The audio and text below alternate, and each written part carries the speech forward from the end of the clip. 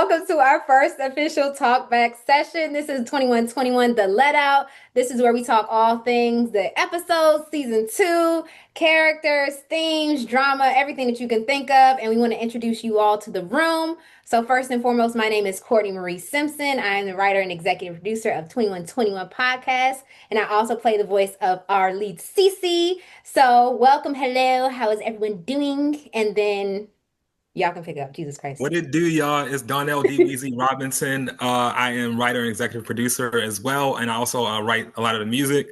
Y'all in for a good time. What's up, everybody? It's your boy Chris Sakyi, aka just Sakyi, and I voice over for the character Fabian and a bunch of other characters y'all gonna see soon. But also one of the producers of the podcast, and yeah, let's get into it. What's up, guys? I'm Dayana. I play Miss White, also Miss Cassandra. So excited to return for season 2. Welcome back. Welcome She's back. our OG Mina from season 1. Oh, snap. Hey, what's good, folks? It's your boy Montray here. Hey, feel free to call me Trey if you like. Also, I play Jerome. I am new to the cast. It's my first season. And yeah, I'm just excited to be here. Yeah. Yes, sir. All right. So, as I've stated, this is our first official wrap-up session, but we will have more as the season goes on. So, first and foremost, what do y'all think about episodes 1 and 2? They just came out. What are your thoughts, your feelings? What have you heard on the streets? Listen, like Cici and Funks is Back at it again. is given just like kid and play. Like I just love the energy that y'all have. But I'm gonna let some other people go first. But just remind me, I gotta come back to this song. Oh my god, I cannot get episode 1 song out of my head. But yeah, somebody else pick it up. All right. Who's next? Listen, don't worry about me. I mean, I can go. I mean, so even though like I heard like the edited version and heard like different once it's all compiled together, like I don't know, it just like just hearing it officially like on Apple Music or Spotify where y'all should stream ASAP. Just hearing it like all come together. Like shout out to our editor Keith from Studio Next Door. He did an amazing job on all the episodes. So yes, shout out to him. But no, that joint it's been great. It's been funny. I've been getting a lot of like people saying, "Oh, the writing has stepped up and the music has stepped up," and so yes, I mean, I think that's the point of having another season of a show is for the writing and the music and the cast to step up. And so, yeah. For sure. Also, our cast have been getting a lot of they've been getting a lot of compliments, at least from people that I know. Like, yo, Big like facts. Jerome was funny as shit, or like Miss Cassandra, I like that little snapback she had. Listen, 2 of my friends been calling me Jerome since yesterday. So I'm Jerome! like, Jerome. No, like this morning I heard Marlon singing Black and Yellow, Black and Yellow. And I was like, you wasn't listening to that song. It was for the show. It was for the show. I know it. Yeah, I feel like once you sat with characters long enough, like you can take more risks with it. I've literally listened to episode 1 and 2 every single day on my commute. Like I'll be like, okay, episode 1 is for going into work. Episode 2 is going back home. Way back. Yeah, just I'm just like, wow, like we did that. Like, Yes. And what I always love about it too is like the ambient sounds, like the environment that we've created, like with the noises, the metro sounds. The background music. Oh my goodness. I'm like, that's really the good. music is a story in itself. Facts. Yeah. I'm What excited. you got, Day?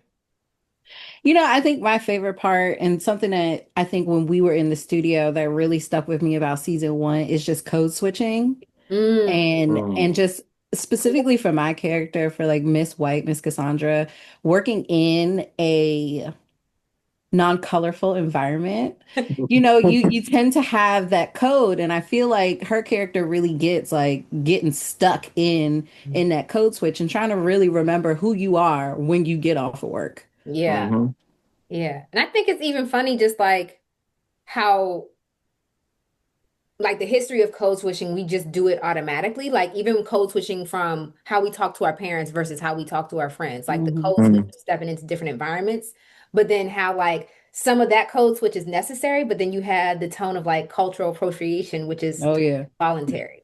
Like you don't purposefully putting on this. Like, who decided this was the code? Yeah, like, oh, this is the default culture now. Like, okay, sure, why not? Man, your boy been code switching since elementary days. Boy, I mean, you go to school, yeah, what up, what up, what up, what's up, Gucci, what's Gucci, what's Gucci? Walk your hey, mama, how are you today? How's everything? I'm telling you, switch real quick. They got like 3 or 4 codes. Listen. Huh? What? Like, yeah. Like, those things were never uttered in the house. It was like, yes. Okay. If you sorry. Can, you can hear. Yeah. No, for real. Like, huh? Like, that was as close as I could get. Like, I'm pardon. That gonna get you in trouble real quick. And don't let it be yelled from a different the huh too. Look, all of them joints. It's like, huh? What? What? How you can hear? Fix it. Fix it.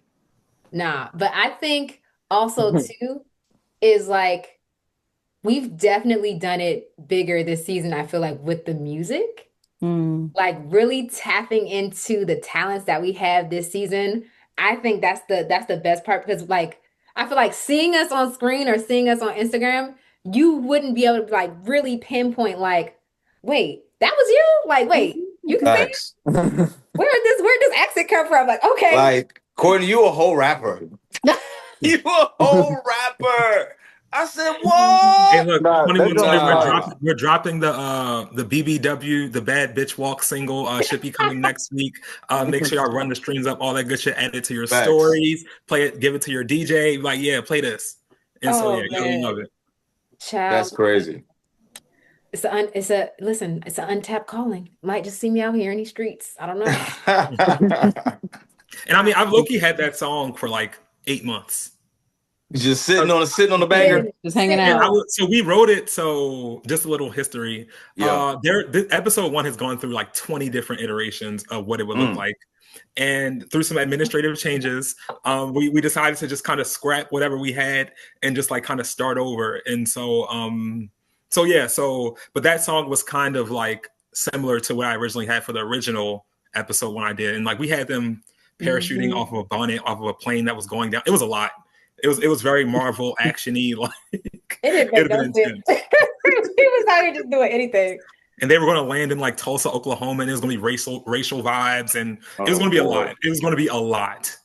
No, I'm glad we got to the code switching because I think that's a good way for us to start the season off. Yeah, something very relevant, and that's the whole point of the story. Is to tell a story that like relevant that people can connect to as they're listening. Like, oh, hey, like I mean, of course, it's like a cartoony sci-fi type of thing, but there is that pocket where you can relate to the story. So for sure.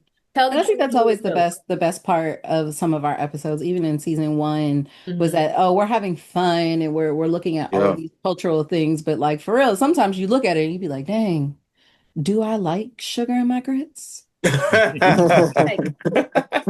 answer is no. Nasty, sugar does not go in your grits. I say it's nasty. It's like, let me tell y'all, the answer is no. No. But let me tell you, I got humbled once again this past weekend over Game of Spades. I had Game of Spades. Oh no! No! I didn't renege, but let me tell you, my grandmother was my partner, and she was not pleased. Oh man, not you messing up with the OG.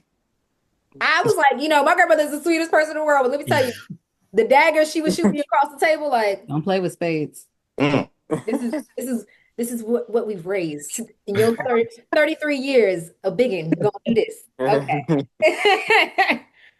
But okay, what is your favorite out of don't want to spoil anything, but out of episode 1 and 2, what was your favorite moment to like hear go from like page to studio to live? Which one was like your favorite or like you most surprised about?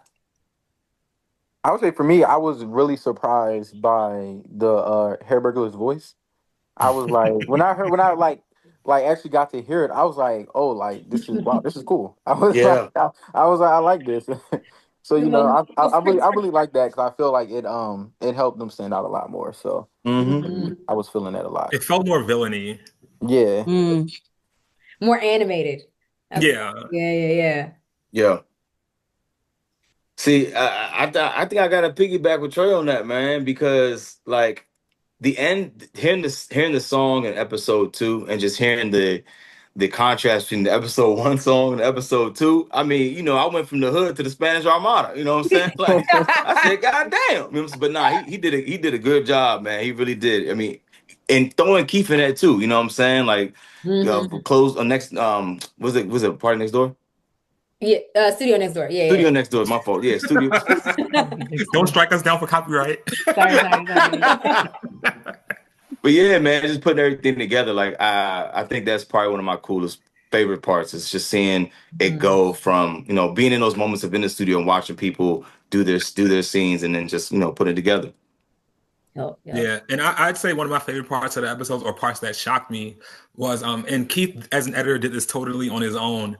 In episode 2, when Cici and Funks go to they meet Raphael in the hair shop, he gives them a quick makeover. And, you know, because it's audio, we can't really show them getting their hair done, and so we have to make it sound right in the audience's ear. And so there's this like 10-second hairdo montage scene, and there's like a lawnmower going. There's like a bomb, I think it's my favorite. And so, yeah. And literally all I wrote in the script was hair montage and a few sounds to go. And Keith, he did that joint, right? And it literally feels like, and then it has a timer at the end when they're ready, and like the hairstyles are influenced by the Ravens and the Commanders. Small little Easter egg there. So I think that sound montage for the hairdos. I think I was like, oh shit, man, we might have to get Keith on one of these let outs, man. No, like talk about it. That man is working double time right now. Yeah, literally. Maybe on the last one when it's like it's all said and done. Like facts. I like that. Shoot, but yeah, I think I have. Oh, go ahead. Oh, I think I have like 2 favorite parts. One in episode 2. For whatever reason, Fabian just crashes from the ceiling. He's like, yeah, I'm on my way. And then you just hear boom. And I'm just like, you don't expect it. Like, you're waiting to hear like footsteps or like a door open. He's like, nah, Spider-Man is joint. I said, what did I get clumsy from season 1? What happened? You lose it. No, so I will say with episode 2, so like, of course, you know, like we have this animation idea in our head. And so episode 1, I was like, okay, that's a little written by Courtney, a great episode. And so I was like, okay, that's like that's like a 21 like pure episode. And so I wanted to make something that felt a little more animated and cartoonish. And so that's why you have the Hairburglar, you have this ridiculous like plot line with the police and stuff like that. And so I just wanted to kind of those things that make you like kind of reminisce from your childhood, like the character falling in from the ceiling and you're like, yo, what the fuck? And he acts like it never happened. And so things like that, I just wanted to like have a few callbacks to our childhood. Fabian season 2 is so different from Fabian season 1. Hey, it's character development. Like he's not. Shout out to the writers. But I think that's my favorite part is just seeing like I think one of my favorite parts is in episode 1 where it's the girls they enter Miss White, Miss Cassandra's office. Oh yeah, that scene, like that whole from the door to like throughout her transformation and just like the whole like I think it's also the musical montage that's happening behind the words that they're saying. And like I'm just like this is so cinematic and I just love it. I'm just like I'm here for it. And then one of my favorite parts that I didn't expect to be like a favorite was the part where like the girls are approached by the cops and then the cop gets a like a little chirp from the what are they called? Yeah, the walkie-talkie. But what are they called? The people that own the dispatcher. The dispatcher. And that whole like little like 10, 15 seconds of him going back and forth with the dispatcher. And I'm just like, this is so ridiculous. It was a future meme. I love this part. I'm just like, if I'm listening to it for the first time, to have that come in there just like completely like blindsided, like what? I'm just like, it reminded me of those future memes. Yes. It's like I'm here at work, babe, but while I'm at work, I just want you to know nothing is harder at work than working on my love for you. Big bad game. Oh man. Before we move on to the game, I said, okay, what would be one word that you would use to describe either the season, one of the episodes, a character that you play, or just 21 season 2 in general? Like what would be a word that you would use to describe what we've heard so far? One word for what we've heard so far, I'd say probably honestly, just and this might be a terrible word, entertaining. I'd say just because I don't know, and it's crazy because we wrote it, we read it, and did not I'm take still all this time to surprised. say the word entertaining. No, I mean, I felt like I didn't want to take too much time. You want a better word? Hold on, I got you. Enthralling. Is that better? ChatGPT, I see. Say no. No, I'm joking. No, but just surprising. I don't know. I'm still in shock of hearing the episode. So I think that would be honestly, even as an EP, just like because even the level of talent that was brought. So we were very talented season 1, definitely. But 2, I didn't think it was possible. But the level of talent from the cast stepped up, even from people who aren't don't want to be professional actors. I was surprised that Rashid is bringing it on the episodes. I was surprised that people who aren't really in the space, they're bringing it. Everybody brought it. And so shout out to y'all. So I would say surprised, but in a good way. Okay. Okay. All right, I think for me, one word, production. That's it.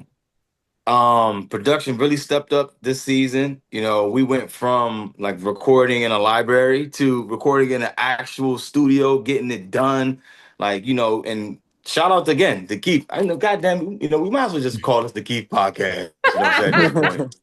But yeah, man, the production, everything steps up, and what happens is that you get better sound, better quality, and everybody sort of steps up to the plate to bring your game once you see the environment that you in. So production's for me. Okay.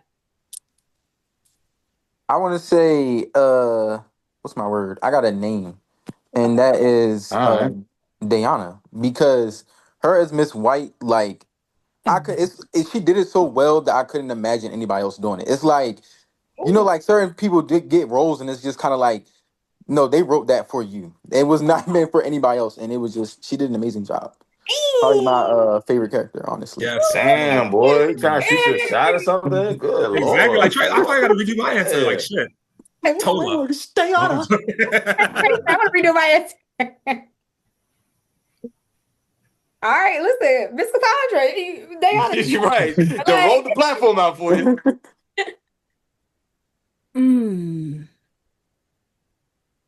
I think one word is so hard.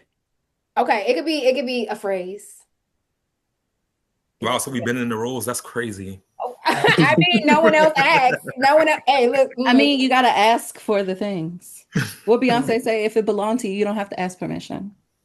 Damn. Fair. Hey, Beyonce, sponsor us, please. Right. Please. I guess if I had to wrap it up, it would be tantalizing. I think, and that's foreboding. I feel like there's a lot of things that's going to come in the later episodes that people are just going to be like, oh, I need some more. Oh, when's the next episode dropping? Oh, come on. Oh, the season is only episodes. What? And I think we're just gonna want some more of this. Yeah.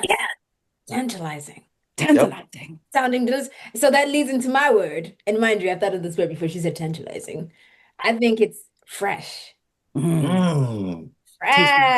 With a PH, fresh. That's sickening. Not with a PH. With a PH. Fresh. It's fat. It's fresh. It's robust.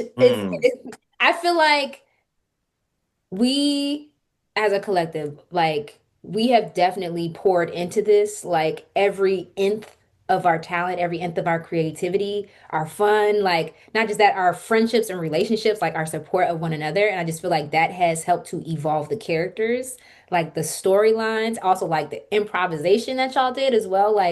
All of that was poured into it. And I've had this word that's always been reoccurring in the past couple months. It's blossoming. I feel like season 1 is where we kind of planted the seeds, and now we're starting to see it flourish. It's kind of growing into its own thing to where, Cici and Fonk's we get it. The complex, that's a real place.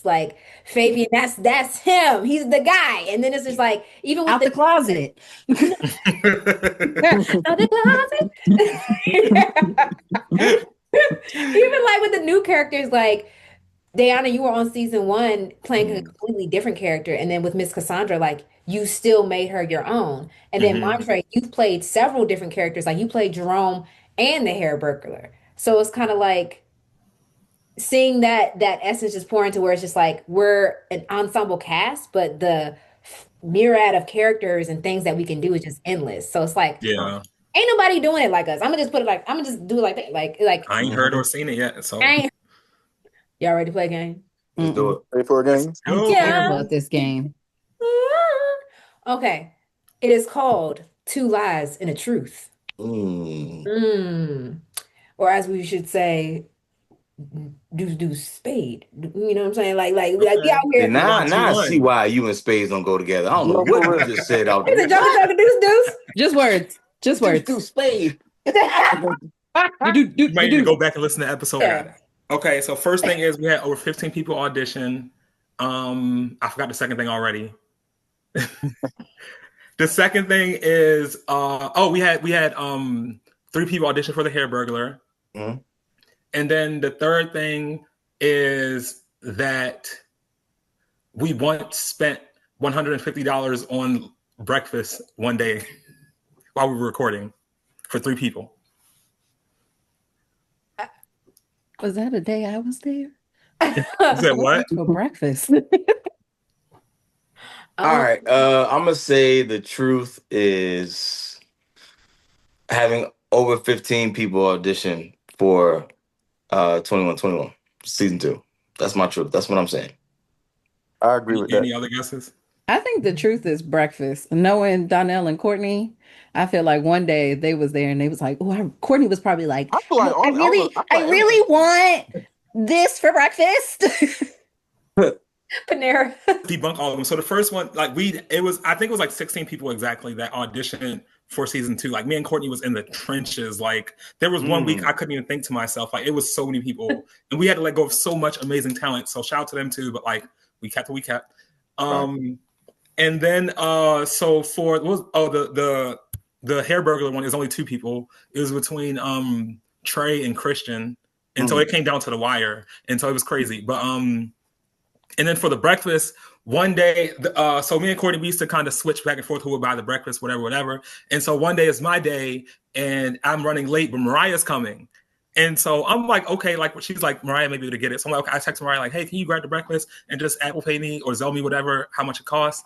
And so she gets the breakfast and she enters the studio, and it's only 3 of us. It's like, well, 4, me, her, Courtney, and I think Trey was the 4th person. I forget who it was. But she came in with 2 fruit platters, every type of Greek yogurt, literally orange juice of a brand I've never seen. It was organic. The orange juice was organic. And I'm still thinking, I'm adding up in my head, like, oh my God. You did such amazing work. Okay, listen. And so it ended up, I was like, okay, just request me how much. She ended up sending me a request for $150. I was perturbed. How did I know? That See, day, I knew. I took both fruit platters home. I took like 4 orange juices home. Like you would thought I was having an after party. And so so I was like, at that point, I will be late next time. I'll just go get the breakfast myself. And I love Mariah to death. I love Courtney too, because Courtney, you aided in this as well. You saw her in the grocery store. Go ahead, Dave. Show us how to do it efficiently. Yes, please. Because you've had time to think about it. Okay. On the first recording day, I flew in that morning. I'm an only child. My favorite color is pink. Ooh, okay. I feel like the only child one is the truth. Is it? That's what I'm banking on. Why does Day still sound like she's on the mic? Like she's like, listen, she has the voice. She has the voice. You know what, man, Trey, you may be right. That may be the best part of this.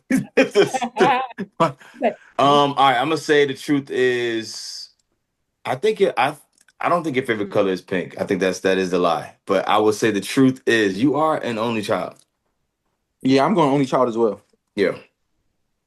I'm not an only child. I did fly in the first day. That's what I was gonna say. So like, I was gonna say, man, the first session I had to fly in that morning. I was out of town for a work trip, and I was like, all right, Courtney, can we shift? Remember, I had to shift my dates. I was like, no, I come back. Okay, I'll make it. So you got older sibling, younger sibling? I have 2 older siblings. Oh, and his sister. they the baby. And the Oh, baby. just the baby. I just all right, all right, all right. Let's see. All right. My birthday is on Thanksgiving. Fabian is African, and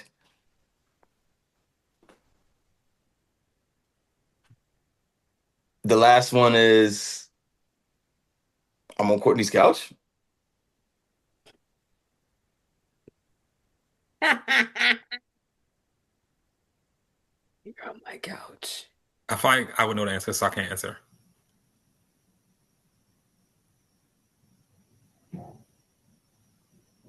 Not the downstairs couch. Trying to remember the color of the upstairs couch. Mm. They changed the colors. How many couches y'all think I got around this month? I know you have at least 3. I can concur. Mm. There are 3. Well, I know your birthday isn't on Thanksgiving. All right, yeah, yeah. As you are our resident Black Jesus. 12:25. Hey, listen, whoever's listening, you done heard Jesus' voice in the flesh, you know, and if you're watching, you done seen him. And he black. He's black. I think we got that with the resident Black Jesus. I had to double down on it. So niggas. All right. Has everyone Any guesses? I'm like trying to go through all of the episodes in my head and figure out if I ever heard Fabian code switch on his own, but I don't think he is. So I'm going to say you're on Courtney's couch. Am I on Courtney's couch? I am on Courtney's couch. You're on Courtney's couch. Hey! This shit, y'all. Oh God. Not running through the house. Like a Tomb Raider. What up, y'all? My eardrum is officially done. I was like, is that the loft couch or is that the living room couch? Which one? I thought it was on the bench out back. Listen. All right, so I got that right. Take us home. I'm not even, I guess we weren't keeping points, so we don't, winner doesn't matter. We're just playing to have fun. Okay. 2 lies. Damn, competitor? Damn. 2 lies and a truth. Okay, let me see. I once stood in for Zoe Saldana on the show Lioness. I peed my pants at one of the award shows we went to last year. 21 was originally supposed to be a group of friends and not just Cici and Funks.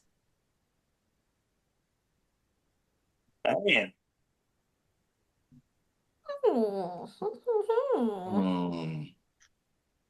See, I got what you different now.